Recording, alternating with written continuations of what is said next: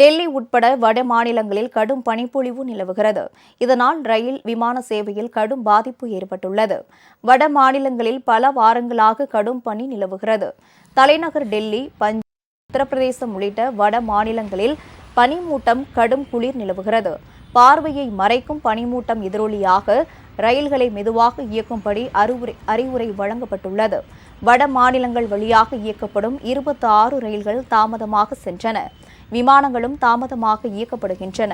டெல்லியில் சாலைகள் தெரியாத அளவுக்கு வெண்புகையாய் பனி சூழ்ந்துள்ளதால் வாகன ஓட்டிகள் முகப்பு விளக்குகளை எரியவிட்டபடி சென்றனர். வெப்பநிலையானது 7 டிகிரி செல்சியஸாக உள்ளது. அடுத்து வரக்கூடிய நாட்களில் வானிலையில் எந்த மாற்றமும் இருக்காது என்றும், அடர்பனி மூட்டம் தொடரும் என்றும் வானிலை ஆய்வு மையம் அறிவித்துள்ளது.